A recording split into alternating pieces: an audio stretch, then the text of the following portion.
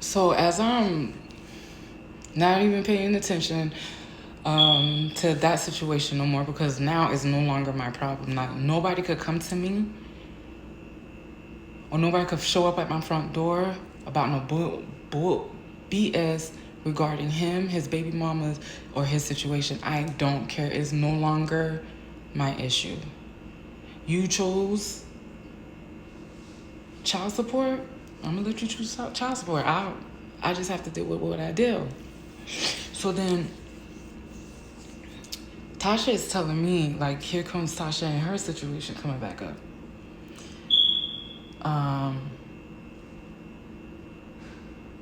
Isaac done had some type of where he was smoking ganja and somebody either laced his stuff or he got something.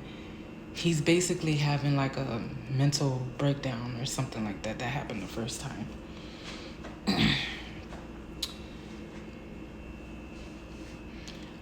And she was like, he just had this like manic episode. It was not to the point where, like, they just knew something wasn't right with him or whatever. So she's still talking about how the wife is still unclean. They're unclean. Every time her kids go over there, they have a smell to them. And how they're starting the process of starting to buy their house too. I'm more closer to the end of it at this time because now, because Jessica told me to go to a mortgage company and not go through like banks and stuff, because the mortgage company will give you more money than the banks. So I end up doing that. So as I'm cleaning up my credit and all that other stuff, Tasha ends up telling me that Claudia is pregnant. My mouth, and I honestly did cry because I was so happy for her, because for so many years she couldn't understand why she couldn't get pregnant. And so many years and I know that's all she wanted was a baby. And I was so truly happy for her. I really was, because she was really good to my kids. Like, I'm not gonna say she wasn't. That's why I was really surprised when her husband said that. But then again, she still had her ways. So I was very excited for her. So when Tasha is telling me this, she's then telling me that Claudia is not only pregnant with one baby, she's pregnant with two. So she's having twins. I was like, oh my God, like, y'all all just popping out twins. Like, I hope it's a boy and a girl, because, then she'll have her set just in case if she want to get, if she can't have another child or whatever, at least she has a boy and a girl. But then she says the lady in Miami was telling, because the new Haitian church that the mom, well, by this time it's not new, but her mom is actually like a member and everything in this church. So the lady is telling people, I guess, what's going on in Miami with Claudia, because Claudia is like telling the mom something totally different, because like her mom was really the only woman that was there for her, especially when she was having all that episode. Her mom had to vaporize her, and her mom she was released into her mom's care. So when she went back to her mom's care while she was vaporized, Tasha was saying like it was like she was back to a little kid, like she couldn't do anything for herself. Like her mom had to tell her to take a shower, her mom had to tell her to do all of this stuff. Like she completely went. That's why I was like, if y'all don't believe in Bruce, I was a non-believer, because one time when she was quote unquote babysitting Isabel kids, she left the stove on, and then the kids had to like turn the stove off and kind of snap her out of whatever she was going through. So I think she was in a way still thankful for her mom, because her mom was still always there for her, which was understandable. But you still haven't healed from the trauma your mom put you through as a child. That was your way of trying for her to make it up to you.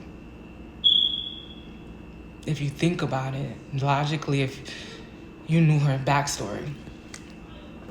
So anyways, the Haitian lady from Miami is telling, I guess, mutual friends that's in Miami that knows people in Tampa that goes to that church, is getting back to her mom that the guy from Haiti that she's married to now is abusing her, like really beating the crap out of her. But when she talks to her mom, she's telling her moms everything is good. But mind you, Claudia is staying in the hospital because she's high risk. Mind you, she's already plus size and she had like already these conditions. Once she reached like a certain weight level, like she'll have border diabetes and she'll have high blood pressure and she'll have all these complications. So on top of that, she has those complications and then being pregnant with twins. So she was steady in the hospital. But mind you, which was, let me shut my mouth. She was working at a fertility clinic and she was there for a couple of months. But I don't think she had passed her 90 days yet. But she kept going to the hospital. So because she was close to her 90 days, and like I said, my best friend was the type of person, like, when you first meet her, she's really nice, she's really cool, until she sets into her ways and start being like her mom or whatever. So they really liked her, so they wanted her to keep her job, so they would let a lot of stuff slide, but she was going to the hospital constantly. So personally, me, every day I was praying that she makes it through, these baby makes it through. Tasha's keeping me updated and letting me know like everything that's going on with her, making sure like she's good. And even with Ghislaine too, because Ghislaine still had the little boy. So they had that little boy first party. She's doing all these wonderful things, like being just a single mother, having a son or whatever. And I remember Tasha had called me like aggravated or whatever because Ghislaine kept asking her to watch because everybody else worked on the weekend, but Tasha didn't because she worked Monday through Friday, and she had asked Tasha to watch the baby for her so she could go to work. And once again, Tasha was like, nah, I got something to do or whatever. She didn't do it all the time, but she just did it out of spite or whatever when her and Ghislaine was not on good terms. Like, that's what she made it seem like. So I remember when I almost told Tasha to tell Ghislaine to bring the little boy to me because I was off on the weekends. But because by this time, we're not talking, my son is going on 3 years old. Like, we still hadn't talked since that day. We still hadn't talked. And then when I almost said it, but then I had to hold myself back because I was like, me and her don't talk, and then I don't want her telling everybody that I'm in a 2-bedroom apartment with all these kids and I'm sleeping on the couch. Like, I don't need that embarrassment. Not thinking like really that wasn't an embarrassment because really I'm in this situation so I could get a house. You know what I'm saying? But I kept saying like, oh, she's going to be telling my business and, being bullheaded like I used to be back then.